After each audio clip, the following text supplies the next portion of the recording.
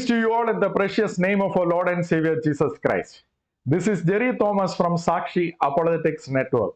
We are continuing with our series of refuting Chattambi Swamigal.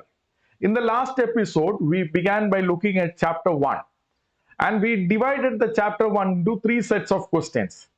We addressed the first set of questions in the last episode and we are continuing to look at the second set of questions in this episode. In this episode, we will very specifically look at the creation of Adam and Eve and the purpose of the tree of the knowledge of good and evil. Chattambi Swamigal, in his book Kristumada Chedanam, chapter 1, he has accused the Bible or the holy God of the Bible of creating two ignorant people and planting a tree without a purpose and allowing the Satan to roam around freely without any forbidding them. As always, let us begin by reading Chattambi Swamigal's book and then we will look at line by line and refute those charges. Chattambi Swamigal in his book Kristumada Chedanam writes, Jehovah in the beginning created two humans who were ignorant and were not endowed with pure knowledge, planted in their vicinity a tree which apparently was of no use, forbade them with no justification from eating the fruits of this tree, and instead of prohibiting or destroying Satan, Jehovah let him roam freely on the earth to tempt men. Each of these statements are gross misrepresentations of the Holy Bible. Since these statements are an assault on the foundational narrative of the Holy Bible, let us examine those separately. So let us begin by the first line. Jehovah in the beginning created two humans who were ignorant and were not endowed with pure knowledge. The question that we are asking is, was Adam and Eve, were they ignorant when Jehovah Yahweh created them? We know that it is absolutely false. There are many reasons to give. Let me give a few reasons. In Genesis chapter 1 verse 26 to 27, we read that God created the human beings in his image. And their mandate was to fill the earth and to rule over the earth.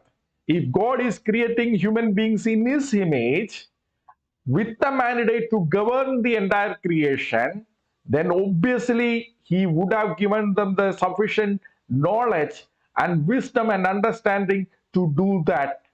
That we can see in the activities that are recorded of Adam and Eve in the later portion of the same chapter of Genesis 2. Genesis 1 and 2, we can see that. One of the first activities recorded in the Holy Bible is the basic scientific activity of taxonomy. Naming the cattle, birds and the beast. We can read that in Genesis chapter 2 verse 20. Now it must be noted, in the Hebrew, when you are naming something, it doesn't just merely become an identifier, it actually represents the nature of the object that you have named. We can see, there are many examples, but we can see that examples from the chapter 2 itself. For example, when Adam and Eve was created and Eve was brought in front of the Adam says in Genesis chapter 2 verse 23 that she is called woman because she was taken out of man. So Adam is naming the Eve. Eve was later named the woman as woman because of how she was created. So always, all the names in the Bible, all the names in the Hebrew Bible has a meaning and it represents some nature of that object. So if Adam has to name every cattle, every beast, every bird, then Adam should have been endowed with much knowledge, wisdom and understanding. It is obvious that otherwise Adam cannot name all those things by the nature of those objects. When Adam named initially his partner, female partner as woman, later after they have committed the sin and after the God promised them that there shall be the seed of the woman shall crush the head of the Satan, the seed of the serpent. Then in Genesis chapter 3 verse 20, Adam calls his wife as Eve. This was the first time Adam changes the name of his female partner from woman to a specific name, Eve. Why did Adam do that?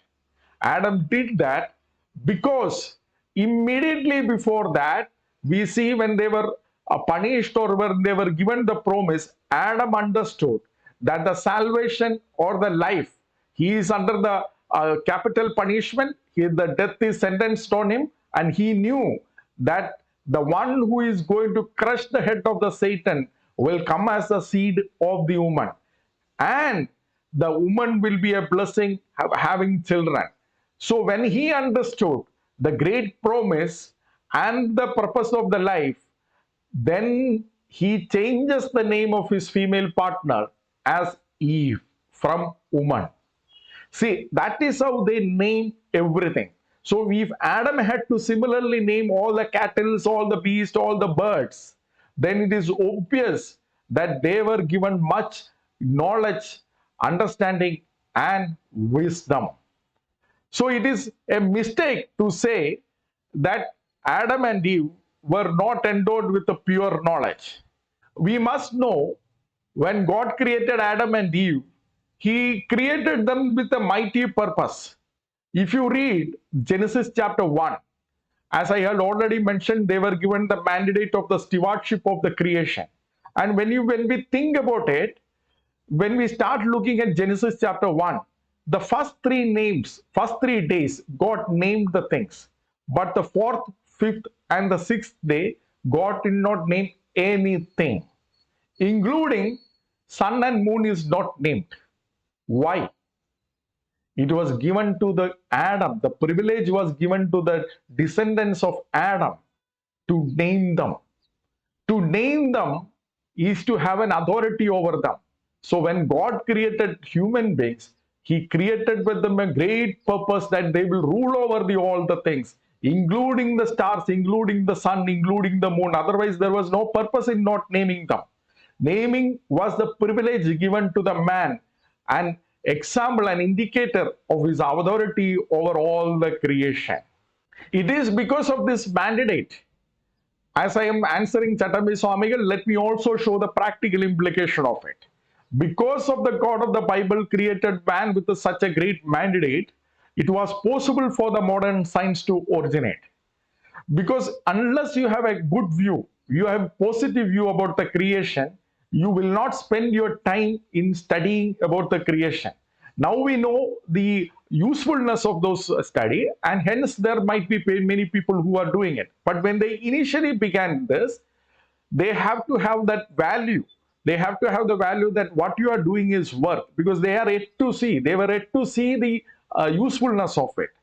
But when we look at the modern scientists, the founding fathers of the modern scientists, we see they were driven by this faith. That is why Johannes Kepler, who is an astronomer, who is one of the foremost astronomer, he says, Johannes Kepler writes, since we astronomers are priests of the highest God in regard to the book of nature, it befits us to be thoughtful, not of the glory of our minds, but rather above else the glory of God. So Johannes Kepler was doing astronomy. He was very clear that he was continuing the mandate that was given to Adam and Eve to study the nature, to have authority over them, have dominion over them, have stewardship over them. So that is how the modern science was originated, with the knowledge that human beings were created for this. So it is wrong. Let me come back to Chatambi Swamigal's allegation. It is wrong to accuse the Bible or accuse the God of the Holy Bible of creating human beings without knowledge. Now, the question comes, then why did God have the plant the tree of the knowledge of good and evil? So let us again read Chatambi Swamigal. Chatambi Swamigal says, planted in their vicinity a tree which apparently was of no use, forbade them with no justification from eating the fruits of this tree. So let me answer this question in very detail. Let me begin by answering the why question. Why did God forbade them, or why did God make such a choice for the given to the mankind? The purpose is, we already saw that human beings were created to govern or have the dominion or have the stewardship over the creation. Now, for that purpose, they need the wisdom, knowledge, and understanding. We already know that they were given sufficient knowledge, wisdom, and understanding. But when they are expanding it, they need much more.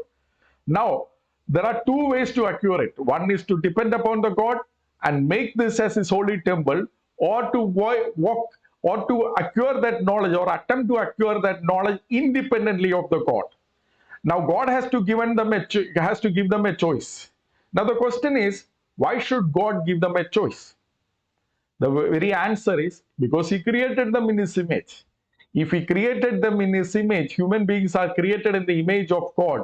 It is befitting that they should be created with a free will and choice. Otherwise, how can we represent the sovereign God who is free to act on his own? So God gave the same free will to the human beings, and he has to give them a chance. And the very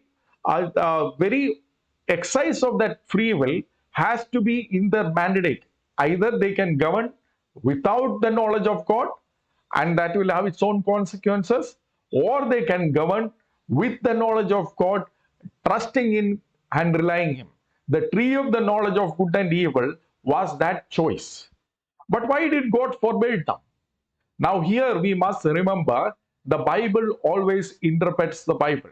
When we say that the Bible interprets the Bible, one of the meaning that we should keep in mind is whatever was mentioned in the Genesis 1, an explanation of that would be in Exodus or in the later books.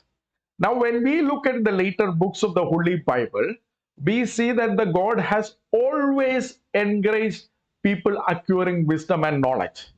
For example, when we see 2 Kings chapter 3 verse 9 to 10, we all know the incident mentioned there. King Solomon was appointed as the king. King David's son Solomon was appointed as the king. And Solomon had a vision. And in that vision, God appeared to him and asked him, "What do you want?" So Solomon asked for the knowledge, understanding heart to judge the people and to discern between good and evil. God was very pleased with this request of the Solomon. God granted him that understanding and discernment of good and evil and much more. If God was very pleased with Solomon asking that, will not God be pleased with Adam and Eve asking the same thing? Of course, yes. He would want the people to acquire the right kind of knowledge and wisdom. Again, in Proverbs chapter 4, verse 7 to 8, we see that wisdom is the principal thing. Therefore, get wisdom, and in all your getting, get understanding. Exalt her, and she will promote you. She will bring you honor, and when you embrace her. So, acquiring knowledge, acquiring understanding, and acquiring wisdom is always encouraged and commanded in the Holy Bible. That is why in James chapter 1 verse 5, it says, if any of you lacks wisdom, let him ask of God, who gives to all liberally and without reproach, and it will be given to him when you ask without any doubt. So, if God has consistently encouraged, commanded and instructed God's people to acquire knowledge, wisdom, and understanding, why will he prohibit Adam and Eve? The reason is that, my brothers and sisters, there are two kinds of wisdom. Again, that we read it in the epistle of James. There is a earthly wisdom and there is a heavenly wisdom. There is a divine wisdom and there is a demonic wisdom. There is a spiritual wisdom and there is a fleshly wisdom. Adam and Eve were forbidden to eat the second kind of wisdom. Now, you might be asking me, are you saying that the tree of the knowledge of good and evil represents the worldly wisdom?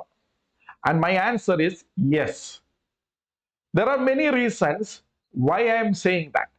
God did not forbid, God will never forbid man from acquiring, as I stated already, the right kind of knowledge, wisdom, and understanding. But God doesn't want us to have that earthly wisdom which have very serious consequences. Now, let me give you a few reasons why I think the tree of the knowledge of good and evil represented the earthly wisdom. As I said, Bible always interprets the Bible. In Psalms 19, when you come to Psalms 19, we read about the law of the Lord, which actually gives the wisdom.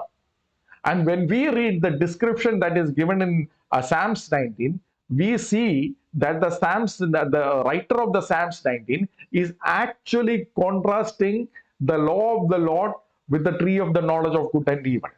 That is how Bible always interprets the Bible. So when we see the contrast, we understand, oh, the law of the Lord, it represents this kind of knowledge, but the tree of the good of evil and evil, tree of the knowledge of good and evil represented another kind.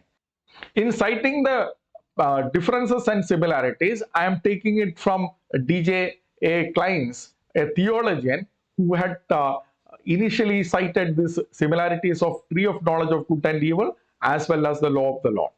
Let me read it very briefly. Psalms 19:7 says, "The law of the Lord is perfect, reviving the soul." In contrast, when we read Genesis chapter 2, verse 17, the tree of the knowledge of good and evil brings death. Again, one revives the soul, another brings the death. In Psalms 19:7, the testimony of the Lord is sure, making wise the simple. So the simple is made wise. This is what exactly Eve thought. So this is a similarity. This is what Eve thought that she will become. But she became another kind of wise person, not as the wise person of the Bible. Now, that is there in Genesis chapter 3, verse 6. And Psalms 19:8. I am contrasting with the Genesis and Psalms. Psalms 19:8. The precepts of the Lord are right, rejoicing the heart. So it gives the heart the rejoicement, in contrast to the tree of the knowledge of good and evil, which was the delight of the eyes. So whenever you see the fleshly delight, it is always delight to the eyes, not enlightening the eyes. That is different. That is to see the great wonders of the law. But the delight to the eyes is the fleshly thing. Again, when we read Psalms 19, verse 8, the commandment of the Lord is purely enlightening the eyes. In contrast, when in Genesis 3, verse 7, Adam and Eve, their eyes were opened, but opened only to their shame. Further, we read in Genesis chapter 19, verse 9, the fear of the Lord is clear, clean. Further, we read it in Genesis chapter 19, verse 9, the fear of the Lord is clean, enduring forever. This is in contrast. Here we are enduring forever. This is in contrast to denying the access to the tree of life in Genesis chapter 3, verse 24.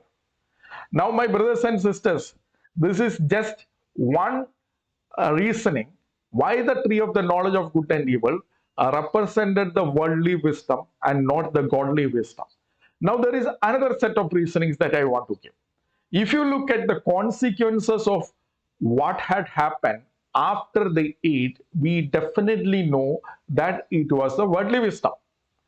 Genesis chapter 3, verse 7, their eyes were opened and they knew that they were naked. They sewed the fig leaves together and made themselves the covering. And Genesis chapter 3, verse 10, and when they heard the Lord walking in the garden, they hid themselves and they were afraid. So first is the shame and then the cover up. Now, not only the shame and the cover up, Genesis chapter 3, verse 12 to 13. Adam blames Eve, or the man blames the woman blames the serpent. So this is a blame game, not taking the personal responsibility. This is how the worldly wisdom works, always. The worldly wisdom works in this pattern. They don't take responsibility. If you tell them that you are those in authority, you are not doing your responsibility, they will come with the whataboutery. Not taking personal responsibility is a sign of the worldly wisdom. Again, further, when we see actually the consequences after the fall, how the men had degraded further and further. When we come to Genesis chapter 4, verse 9, Cain and Abel. And when the Lord asked us the Cain, where is Abel your brother? He said, I do not know. Am I my brother's keeper? So denying the moral responsibility. And further, you see how further actually it degrades. In Genesis chapter 11, verse 4, they tried to play God by creating the Tower of Babel and trying to become or reach the heavens. And there is an irony there. Lord says that he has come down to see the tower. Now look at the irony. I'm not going to look at going to dwell in that. But they thought that they have created a tower that could reach the heavens. Lord had to come down even to see it. It was such a small thing. Now we know when we actually can fly, we know that all our tall buildings are nothing but very small. But at that time, if God had to come down to see, that was very small. You see, actually, why God was actually laughing at them. Now, that is a separate topic. What we are dealing is the worldly wisdom. So, with the tree of the knowledge of good and evil, started the worldly wisdom, and it is that worldly wisdom, that kind of fleshly wisdom, is what God forbade them. In contrast, if you look at the characters of the Holy Bible, especially Abraham, Abraham is considered as the father of faith. You see actually that he takes personal responsibility. When he was asked to leave his the land that he was born, his family, his relatives, he cannot blame anybody. He took the personal responsibility on his own life, his own hands for his entire life. Now, not only that, when Lot was taken away captive, he never asked like Cain, am I my brother's keeper? He went and rescued him. And not only that, he never played God. When God asked him to offer the son, he was readily offer something that is unimaginable, but he accepted the sovereignty of God in all his life. That is the godly wisdom. The other one is the worldly wisdom. Adam and Eve were forbidden to have the worldly wisdom. It is very clear if you look at it.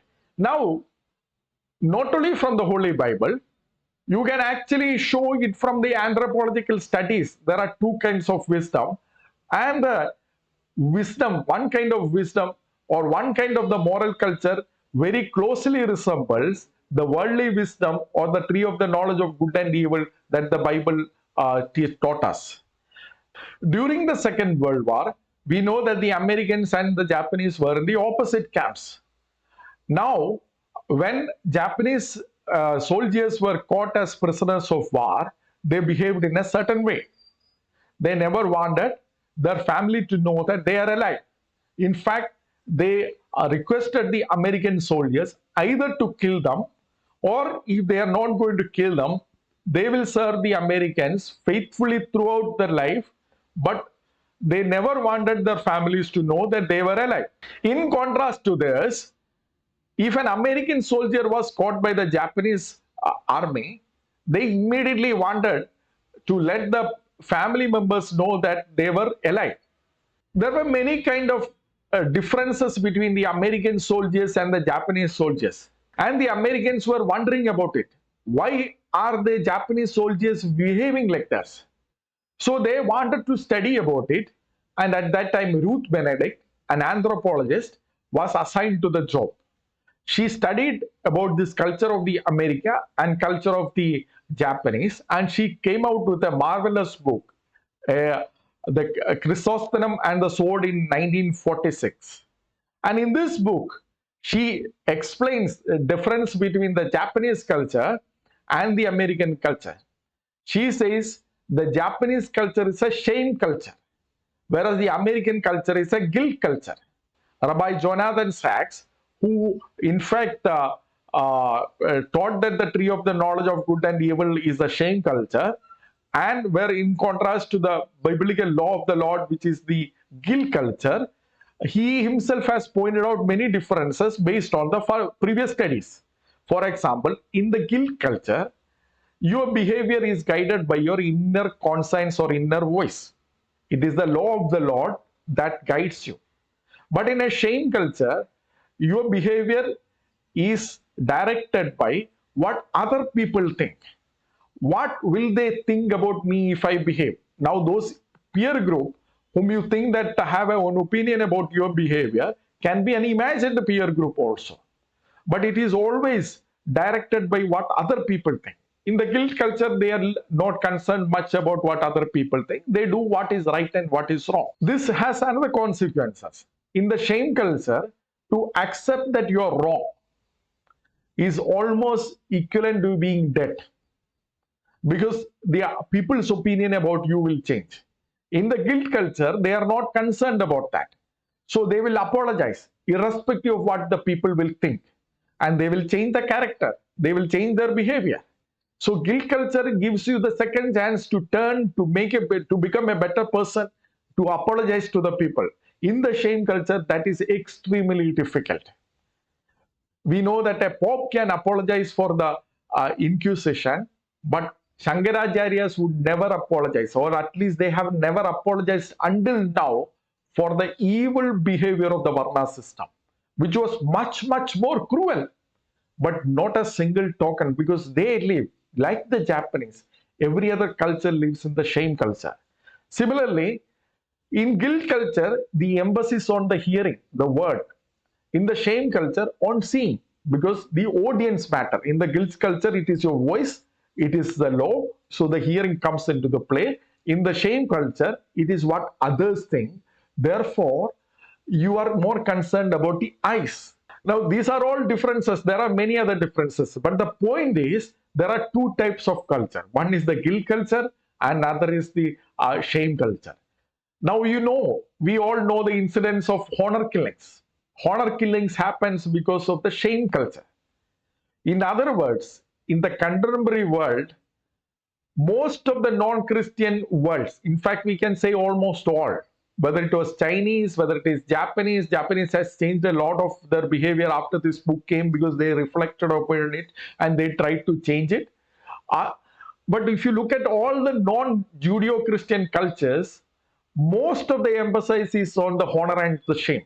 We know that even in Hinduism, the religion around us, or the religion that we are refuting right now, the Chatambi Swamigal, the emphasis is on the shame. Shame the people. So when you speak to many of the online trolls, the first thing is that to abuse. Because by abusing, they think that they have shamed you. They are not thinking of giving reasons. So the behavior of honor and shame affects our entire life. If the world has two kinds of cultures, one is the guilt culture and one is the shame culture, where did this come from? This came from the Garden of Eden, where the shame culture began, and the guilt culture is the culture of the law of the Lord. Now, no culture is perfectly guilt culture, and no culture is perfectly shame culture. Everything is mixed, because we all interact, we all take from each other. But predominantly, Judeo-Christian cultures are guilt culture, and predominantly, non-Judeo-Christian cultures are shame cultures. So even anthropology supports these two kinds of wisdom, two kinds of moral knowledge which the Bible has taught. So anthropological evidence, I am showing it as an additional support, not as the main support. The main support, as I said, Bible interprets the Bible, and it is very clear in the Bible that God never forbids people from acquiring the right kind of knowledge, wisdom, and understanding. It is only the worldly kind of understanding, worldly kind of wisdom that the Lord forbids. And it was that the Lord forbade them in the Garden of Eden. So what is wrong in that? That was the perfect thing to do. Now, as I said, Adam and Eve, because they were created in the image of God, they had to be given the free will. And because they were given the free will, they had to be given the choice to carry out their mandate, either depending upon the knowledge, wisdom, and understanding from God, or on the worldly wisdom and the understanding. They choose the second thing. They choose the second part. And that is why all the things that we see around the world. Now, let us look another line that the Chatambi Swamigal has written. Instead of prohibiting or destroying Satan, Jehovah let him roam freely on the earth to tempt men. Now, this is again the misunderstanding, and this misunderstanding comes because of the lack of the knowledge of the Holy Bible. Jehovah did not allow Satan to do whatever he wants. He had put restrictions on Satan. That is why the Satan could appear only in the form of a beast. We know from 2 Corinthians chapter 11 verse 14 that the Satan himself can transfigure as an angel of light. Why didn't Satan come in the form of an angel of light rather than in the form of a beast or a serpent? The reason is, if Satan had come in the form of an angel of light, Adam would not have known him. But when he comes in the form of a serpent, Adam and Eve already knew it, already knew the nature of the serpent. Because as I said, all the cattle, all the creeping things, all the birds were named by Adam. And as I said, because they named it, it is not like merely an identifier. They know the nature of the beast also. And Adam himself had pronounced his verdict that among all the beasts, among all the cattle, among all the birds, he found no partner. Nobody was worthy of counseling him. Nobody was, no cattle, none of them were worthy partners in the terms of the counseling. So Adam already knew the beast was not the right kind of person to counsel. Therefore, since Adam already had this knowledge, God allowed Satan only in the beastly form so that they are without any excuse. They cannot even know, I did not know this serpent, and the serpent deceived me. That is actually a blame game, because they already knew that the serpent was not worthy to give them any counsel. That is what we read it in Genesis chapter 4. So God did not allow Satan to roam freely and to do whatever he want. He put restrictions, and within that restrictions only Satan was allowed to function. Now Chattami Swamigal further writes, therefore, without resorting to any other means of creating souls, God allowed all souls to be born as progenies of primeval men who were sinners, and so all the souls became sinners. Now, what is Chattami Swamigal suggesting here? Is he suggesting that when Adam and Eve sinned, God should have destroyed them? If God should have destroyed them when they choose to live apart from God, when they choose to have the knowledge and wisdom apart from God and the understanding apart from God, then what was the point of giving the free choice? What was the point of creating them in the image of God? It was the best way that God worked through them. God promised through them their salvation. And through all the difficulties, God brought the best out of it. That was the way that we all have a choice even now. We all have a choice to follow the wisdom of the Lord, that is the Christ himself, or the worldly wisdom. If you choose the wisdom of God, that is the cross and the Christ, you are saved. Otherwise, you are not saved. So the choice is still open to us by not destroying Adam and Eve. If God had destroyed Adam and Eve, that choice would not have been given to us. So Chattami Swamigal's all these accusations are raised because he has no understanding, no wisdom from the Bible. He has knowledge. Bible actually divides the knowledge into, or the entire thing into three: knowledge, wisdom, knowledge, understanding, and wisdom. Knowledge is the information or the data. Understanding is the insight from it, and wisdom is the application, practical application of it. Chattami Swamigal had some knowledge, information, but he had zero understanding and zero wisdom from the Holy Bible, and that led him to ask all these wrong questions with complete misunderstanding. We'll continue to look at Chattami Swamigal's third set of questions: why there is evil and suffering in this world. Is not God omnipotent? Is not God all-loving to change it? In the next episode. But our intention is to have small episodes, at least manageable episodes, and hence, with the second set of questions being answered, we'll conclude this episode. Thank you all for listening to me. God bless you all.